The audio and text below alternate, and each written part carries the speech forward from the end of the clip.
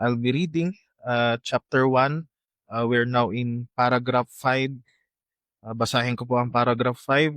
We may be moved and induced by the testimony of the church to an high and reverent esteem of the Holy Scriptures and the heavenliness of the matter, the efficacy of the doctrine, the majesty of the style, the consent of all the parts, the scope of the whole, which is to give all glory to God, the full discovery it makes of the only way of man's salvation, and many other incomparable excellencies, and the entire perfections thereof, are arguments whereby it doth abundantly evidence itself to be the word of God, yet notwithstanding our full persuasion and assurance of the infallible truth and divine authority thereof is from the inward work of the Holy Spirit, bearing witness by and with the word in our hearts. So, ang paragraph na ito mga kapatid, it focuses on the question na paano ba natin malalaman na ang salita ng Panginoon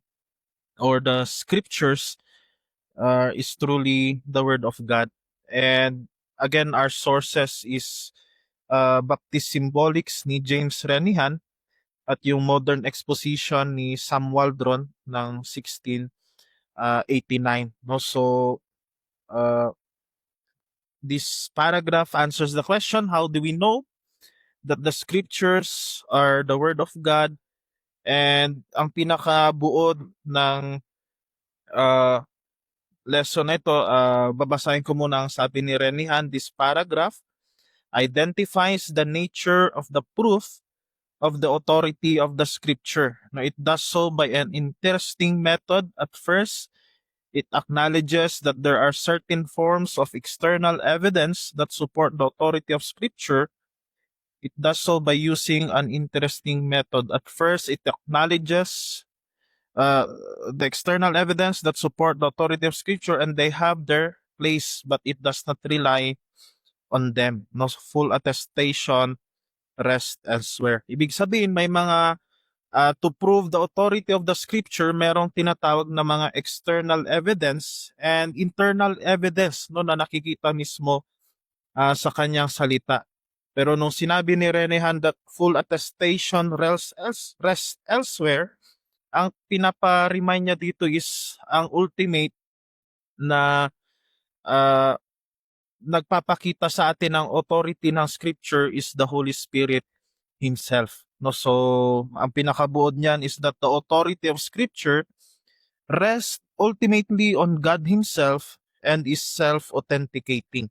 No, while in external and internal evidence support its truth, only the testimony of the Holy Spirit in the believer's heart produces full and saving recognition of the Bible as God's word. No, so only the Holy Spirit produces in the believer's heart produces full and saving recognition that this is truly the word of God. No, so here we can see supporting verses.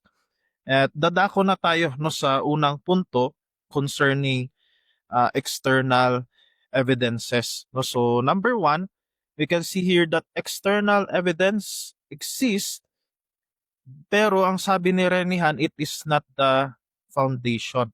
No, so ang 1689 it states na ang church, it has actually an important duty.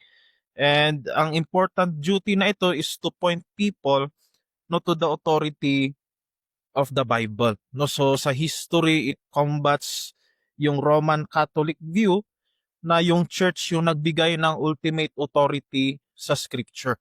No, so ito yung kino-combat ng 1689. At pinapakita niya na hindi ang church o hindi ang Roman Catholic Church ang iglesia ang nagbibigay ng otoridad sa salita ng Panginoon. No, kung babasahin natin yung explanation ni Renihan, ang pinaka-role ng iglesia is to proclaim and uphold the authority of the scripture. But in this role, the church witness must not be the foundation of anyone's faith. No, yung hindi yung sinasabi lamang ng iglesia yung pundasyon ng pananampalataya ng bawat mananampalataya because true faith rests on Scripture's own divine authority, no, not merely on the church affirmation of it. No, so ang punto nito, while the church testifies to God's word, not only the Spirit's inward work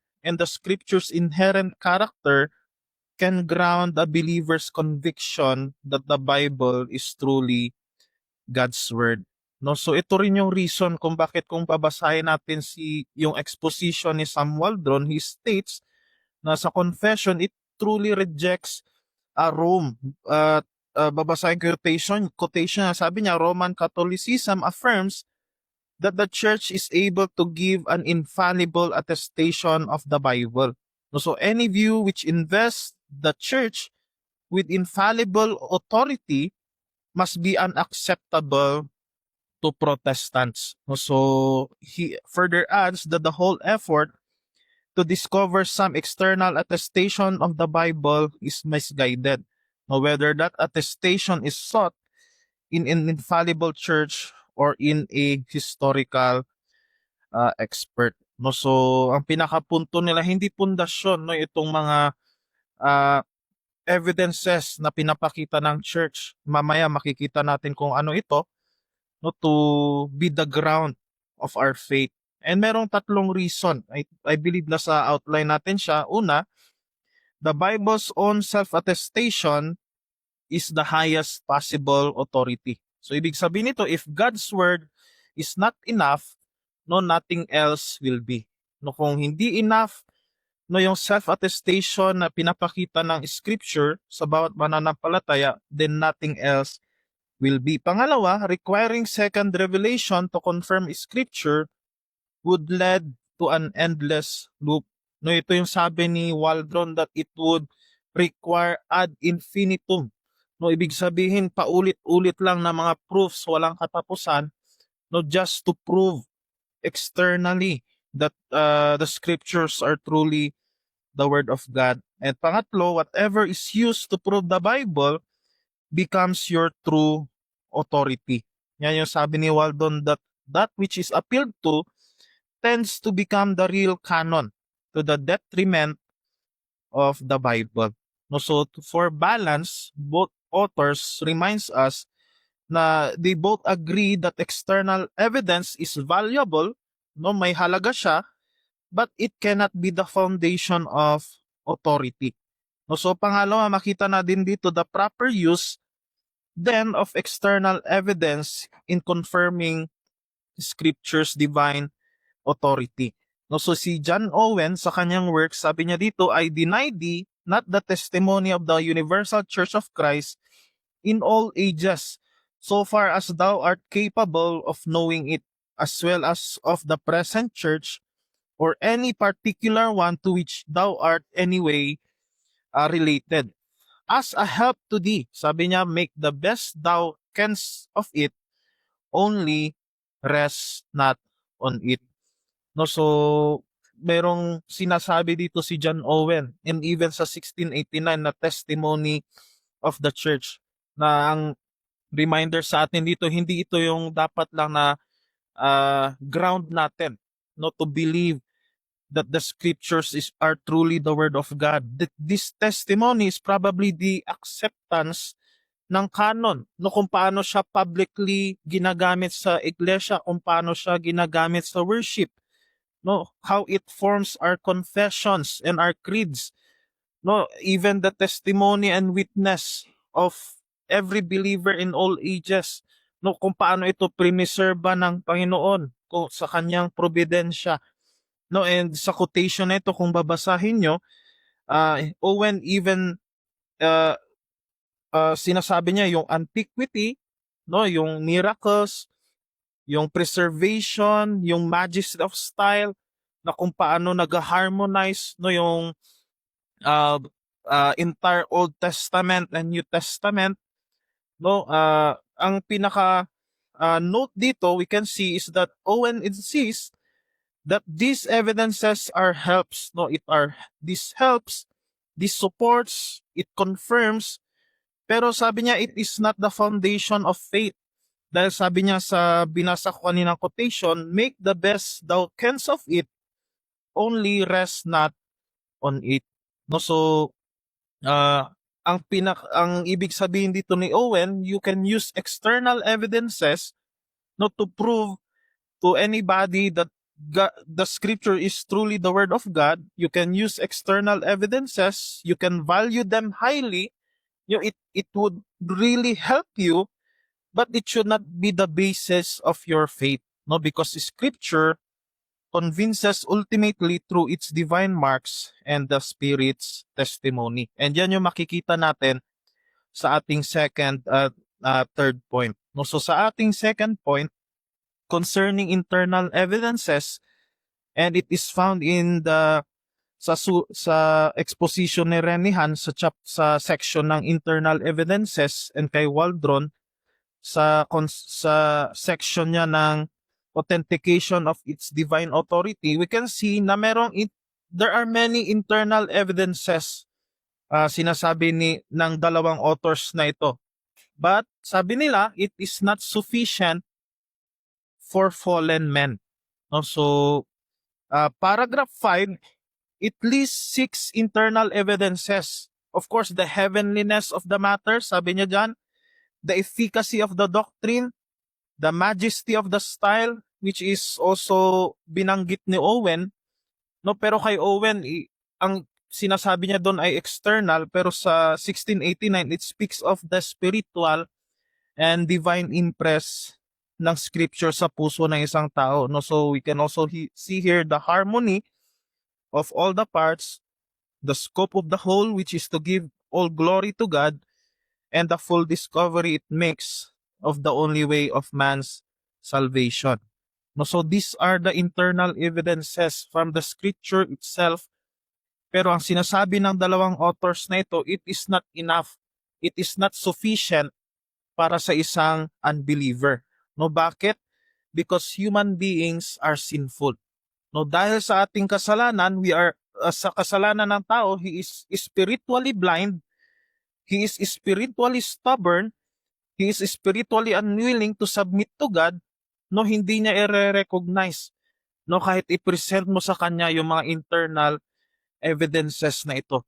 No, the harmony of the scripture. No, he will not be kahit i-explain mo yan sa kanya, no, hindi niya yan tatanggapin because he is depraved. No, he is sinful. No, yan yung makita natin sa 2 Corinthians chapter 4 verse 4. No, in their case, the God of this world has blinded the minds of unbelievers to keep them from seeing the light of the gospel of the glory of Christ, who is the image of God. No, so sinful men were blinded, no, because of their sins. No, so Renihan sa Baptist Symbolics, sabi niya, there are abundant examples of the nature of the internal evidence of the scripture. 6 are listed with an additional reference to many other evidences. Pero sabi niya, but even these things in and of themselves cannot give to fallen men a sure and certain conviction with regard to the nature of Scripture's authority. Is this because the Scriptures are somehow defective? Not at all. It is rather because humans are defective. Left to ourselves, and this is what is implied in the light of the third statement, we cannot and will not treat the Scriptures as we ought. No, so the God of this age has blinded the eyes of unbelievers. They simply will not be convinced based on their unregenerate intellect examining the scriptures. No, so ito yung sinasabi ko, kahit i-present sa isang unbeliever yung internal evidences ng authority ng scripture, he will not believe. No, dahil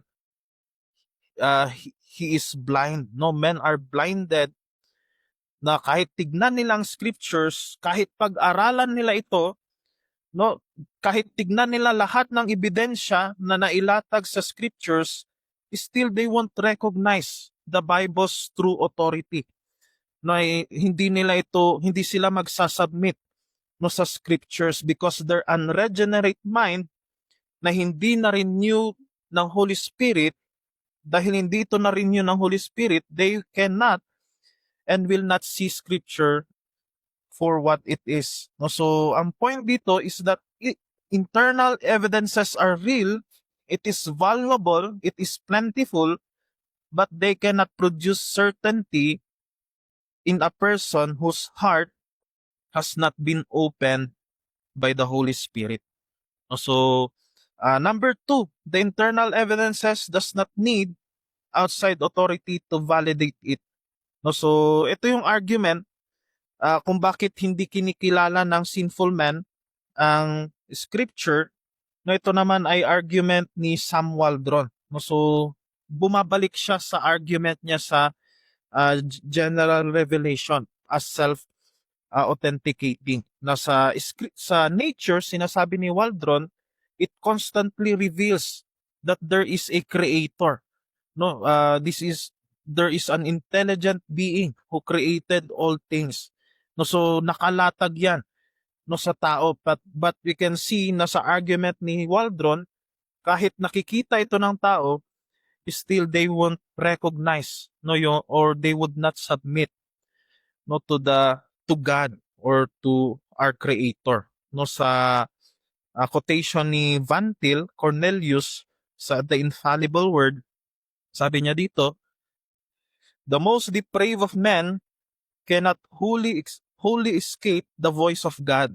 No, their greatest wickedness is meaningless except upon the assumption that they have sinned against the authority of God. Thoughts and deeds of utmost perversity are themselves revelational, that is, in their very abnormality. The natural man accuses or else excuses himself only because his own utterly depraved consciousness continues to point back to the original natural state of affairs. No, the prodigal son can never forget the father's voice. It is the albatross forever about his neck. No, so even the most wicked person cannot silence God's voice in creation. Yes, nakalatag siya, no, evident sa creation that there is a creator, no, pero ayaw itong tanggapin ng wicked person. No, so here are biblical evidence no sa Psalm 19 na very familiar to us. The heavens declare the glory of God. It reminds us creation has a voice. No, God made the world by His word, and the world continues to talk about Him. No, so very clear ang message ng creation. No, God is glorious. No, God is powerful. God is wise. No, sa Romans chapter 1 verse 18 to 32, again very clear, sabi diyan, for what can be known about God is plain to them because God has shown it to them. No, but kaya nga sabi niya sa end, men are without excuse. No, so creation gives a basic knowledge of who God is. No, alam ito ng unbeliever. Yet they push it down. No, they refuse to accept this truth. And yan yung point na sinasabi ni Waldron, that the problem when it comes to scripture is that the problem is not lack of evidence. No, dahil very clear sa scripture na ito ay salita ng Panginoon, the problem is men suppress that evidence. No, ayaw yang tanggapin ng isang unbeliever. No, so this fits no yung pattern na makita natin sa scripture. No, so the scripture never tries to prove that God exists using philosophical arguments. Makita natin yan sa Acts 17 verse 16 to 34. No, so kaya nga sa pag-evangelize ni Paul sa Acts 17 verse 16 to 34, makita natin na hindi siya tulad ng mga nakasanayan ngayon, no, even in apologetics, no, we try to convince people no concerning God through these evidences. No, ilalatag yan isa-isa. No, but we can see si Paul no when he talks to pagans, No, simple lang yung kanyang mensahe. Sa verse 18, Paul was preaching the good news about Jesus and the resurrection. In verse 22, pinakilala niya kung sino itong unknown God na ito, no, sa mga philosophers na ito. And in quoting their poets, no, Paul is showing that even these pagan thinkers know something about God, but that knowledge is again twisted, no, because of sin. No, so a note here reminds us, if creation then, as a general revelation, is self-authenticating, then Scripture, which is God's direct speech, must even be more self-authenticating. No, sabi nga ni Waldron, the Bible is the living word of God. It is not a dead letter. No, it demands belief simply by being what it is. No, it does not need the church, scholarly proofs, no, or historical verification para lang masabi na siya ay authoritative. No, yan yung nature ng Scripture as self-authenticating. No, Scripture carries enough authority to obligate faith to each one of us.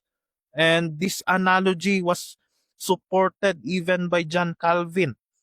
No, when Waldron quotes him sa Institutes of Christian Religion, sabi niya, but with regard to the question, how shall we be persuaded of its divine original unless we have recourse to the decree of the church?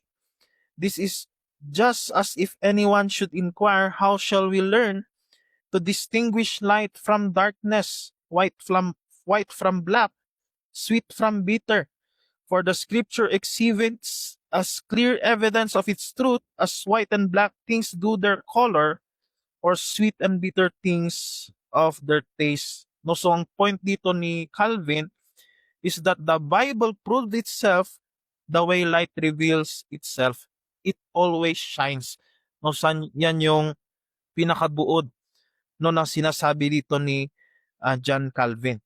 No, so we have now seen yung external evidence, no, na yung gamit niya, even internal evidences, no, kung ano yung gamit nito, and in both evidences we can say na it is not enough, no, to convince sinful men. No, kaya dito tayo pumapasok sa pangatlong punto natin, that the Holy Spirit's testimony is the final and necessary evidence. No, so from the last phrase na sabi niya, full persuasion and assurance of the infallible truth and divine authority thereof is from the inward work of the Holy Spirit, no, bearing witness by and with the word in our hearts. This reminds us, mga kapatid, only the Holy Spirit gives full persuasion. No, He alone opens blind eyes, no, to see Scripture's self-authenticating glory. No, siya yung nagbubukas sa puso ng isang makasalanan para tanggapin niya, para paliwalaan niya ang otoridad ng salita ng Panginoon, ang otoridad ng Biblia. No, upang mag-submit siya sa salita ng Panginoon, he needs the Holy Spirit, no, to open his eyes, no, his spiritual eyes. No, so Waldron, he says that the Holy Spirit alone removes the blindness, no, without adding a new revelation. Of course, the final revelation of God is the Lord Jesus Christ, and we can know Him better, know Him more, no, sa Kanyang salita, no, in both the Old Testament and the New Testament. No, sa section 3 ng exposition ni Waldron, sabi niya, the cause or necessity of the testimony is one word: sin. Human depravity perverts human intellectual endeavor. No, it causes men to suppress the truth and so spiritually blinds them to the light of divine revelation. And then, sabi ni Waldron, the testimony of the Holy Spirit, therefore, has for its nature the removal of that evil ethical disposition which blinds men to the light of divine revelation. No, so the testimony is thus an ethical operation. is that it does not consist in some new revelation in addition to that which is contained in the scriptures. No, so again, the Holy Spirit opens the eyes of unbelievers. And He supports this no, sa ating mga passages dito sa Matthew, 1 Corinthians until 1 John 20, verse 21 and verse 27. So these are evidences of how uh, God works not through the Holy Spirit no sa pagbubukas ng puso ng isang hindi mananampalataya. No, sa 1 Corinthians 2:14 to 16, the natural person does not accept the things of the Spirit of God, for they are folly to him. He is not able to understand them because they are spiritually discerned. But in verse 15, sabi niya, the spiritual person judges all things, but himself to be judged by no one. For who has understood the mind of the Lord so as to instruct him? But we have the mind of Christ. No, even Matthew 16:17, yung praise ni Christ kay Peter, flesh and blood has not revealed this to you, but my Father who is in heaven. No, so here it reminds us God ultimately works no sa pagbubukas ng puso no ng isang tao para mag-submit siya no sa authority ng scripture para manampalataya siya sa Panginoong Hesukristo no bilang kanyang Diyos at tagapagligtas. No, so you can read on your own no, the other passages, few passages which support this view. So we, as an application, number one, no, the reality that the Holy Spirit opens our eyes. Every believer must never boast in his intelligence, background, or education. No, hindi ka pwedeng magmayabang no bilang isang mananampalataya na nakilala ko ang Diyos no dahil matalino ako. Nakilala ko yung Diyos kasi magaling ako. No, nakakakita ako dahil pinagbuksan ng Diyos. Instead, ito yung sabihin natin, nakakakita ako. No, nakilala ko ang Diyos dahil binuksan niya ang aking mga mata, nananampalataya ako dahil winakasan ng Espiritu ng aking pag-aalinlangan. No, nagpapasakop ako sa kasulatan, no, sa salita ng Diyos dahil binago ako ng biyaya ng Panginoong Diyos. No, binago ng biyaya ang aking pusong suwail. No, so this reminds us, this destroys our pride. No, na kung isipin natin mga kapatid, the heart of man is not neutral. Hindi tayo nasa gitna. No, when we are unbelievers, we are actually suppressing the truth.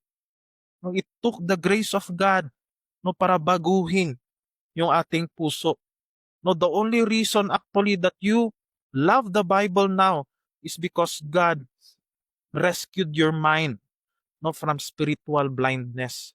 No, kaya natin mahal ang salita ng Panginoon dahil yung Panginoon mismo yung gumawa ng paraan. He removed, no, He rescued us from our spiritual blindness. Pangalawa, we must be patient witness of the gospel then. No, sa ating pagbabahagi ng salita ng Panginoon, let us be patient. No, wag nating isipin na tayo yung nagliligtas no sa mga tao. No, nasa kaparaanan natin ay I grew up in a culture, no, na church culture na pag may mas nakabata, sasabihin niya, anak ko 'yan. Anak ko sa pananampalataya. No, kung hindi ako dahil sa akin, hindi yan mananampalataya. No, hindi yan magiging faithful. No, alisin natin no yung mga ganong kaisipan. No, and in our sharing of the gospel, as Renihan reminds us, even the best evidences cannot convince an unregenerate heart. Na kahit napakaganda ng presentation mo, no, na yung iba mapapaiyak pa. No, pero wag mo expect na even in the best evidences, sabi nga ni Renan, cannot convince an unregenerate heart. And si Waldron, he teaches that the Spirit alone must remove that blindness. So this means you cannot argue anyone into the kingdom. No, you cannot prove Christianity by mere logic alone. Kaya ito yung sabi ko na proper use ng apologetics. Na yes, we are called to defend the truth, pero hindi enough no yung apologetics or to uh, prove by mere logic alone na maligtas ang isang tao. No, you cannot rely on your apologetic skill. No, we present scripture boldly because scripture itself is the living word of God. Pero we wait for the Spirit not to open the eyes of people. No, this should give us patience with unbelievers na even confidence sa pagbabahagi natin ng salita ng Panginoon. Na we just trust no yung working ng Panginoon through His Word. No, even freedom from manipulation and hope for the hardest sinners. That when someone rejects the Bible, let us not despair. No, huwag tayo panghinaan ng loob, but instead we must pray. No, their rejection is not the failure of the scripture. Hindi nag-fail ang scripture, it is the blindness of their heart.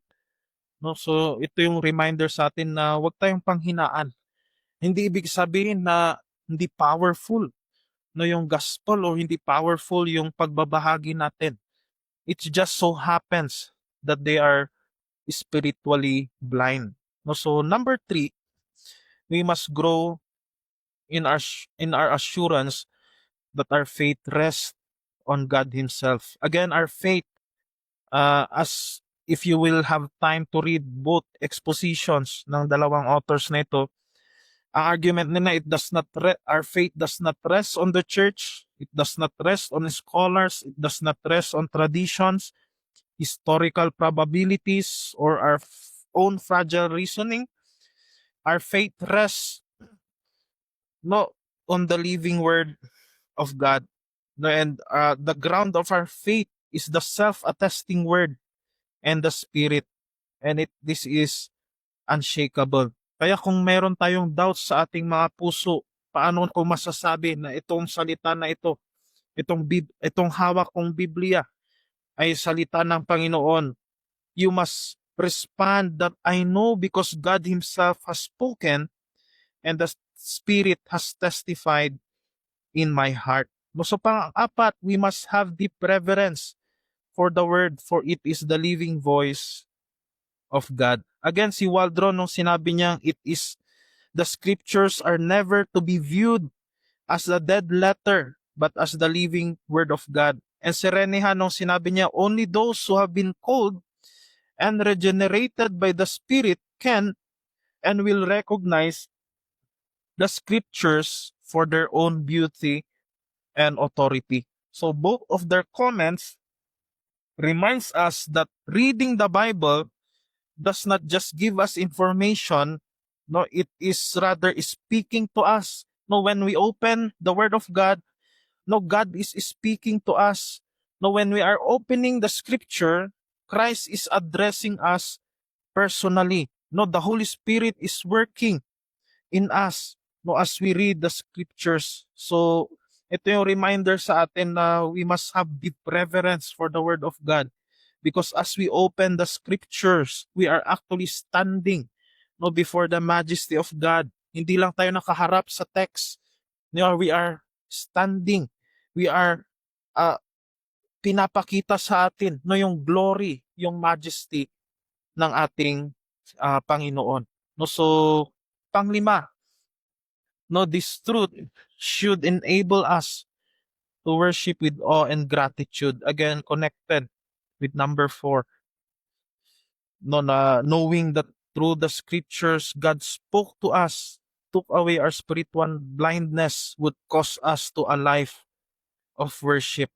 No, tulad nga nung kanta ni John Newton, no, I once was lost, but now I'm found, but was blind, but now I see. No, ito yung working ng Holy Spirit sa atin. Therefore, praise God For He gave you eyes to to see His glory, no, in the Scripture. Pang-anim, we must continually be dependent on the Holy Spirit, no, in our daily life.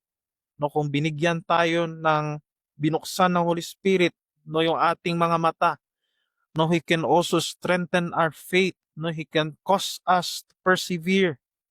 He can help us, no, to understand the Scripture more. No, na tuwing nakikinig tayo sa exposition ng kanyang salita, it would be more fruitful to us. It would always convict us, and it would always conform us to Christ. No, so yung greatest spiritual discipline natin, mga kapatid, is not just reading the Bible. No, before we read the Bible, we must always pray to the Holy Spirit, to God, for the working of the Holy Spirit, na as we open the Scriptures, patuloy na ipakita sa atin, no, kung sino, no, ang Panginoong Heso Kristo. No, so again, ito yung buod, no, ng ating pinag-aralan ngayong umagang ito. No, the Scriptures are self-authenticating that despite external, internal evidences, ay pinapakita nito only the testimony of the Holy Spirit sa puso ng mananampalataya produces full and saving recognition of the Bible as God's Word. No, so again, this is from Sam Waldron, 1689 Confession, Exposition and Baptist Symbolics, Volume 2, ni James Renihan. So, ito yung sources. So, ibig sabihin, hindi sa akin. Ito yung sources na pinagkunan. Let's close in prayer. Father, we thank you for your word, for reminding us once again of the authority of the Scripture. And thank you, Panginoon, sa patuloy na reminder sa amin, even on how we believe on you, how we accepted the Scriptures as your word, ito ay sa pamamagitan lamang ng working ng Holy Spirit sa aming mga buhay. Help us na patuloy na magtiwala sa inyo, continually rely upon you, not on our own understanding, our own intelligence, not our own wisdom, but to wholly rely upon the Holy Spirit na patuloy na ibukas ang inyong katotohanan sa aming isipan, Panginoon. Father, I pray na patuloy kaming bigyan ng joy sa uh, inyong salita. Help us not to neglect it, reject it, Panginoon. Help us na ito ay patuloy naming maging gabay at pangangailangan sa araw-araw. Rebuke us for times na we neglect your word, na mas inuuna namin ang mga alalahanin sa araw-araw. Mas pinagtutuunan namin ng pansin ang aming trabaho, na nakakalimutan namin ang inyong salita, Panginoon. Help us to be reminded that as your people, redeemed by the blood of Christ, ay ang inyong salita ang patuloy na maging gabay namin, na ito ang patuloy naming tatayuan sa aming mga buhay, Panginoon. Continue to guide us as we continue our fellowship, even as we have our lunch, Panginoon. Thank you sa mga kapatiran na naghanda at naway I bless niyo ito to give nourishment to our physical bodies. And we continue to remember Pastor Belmore and family. Ay po ang continue to embrace them with your loving arms, Panginoon. Comfort them in this time na sa hinaharap nila ngayon na sitwasyon. Father, this is our prayer in Christ's most precious name. Amen.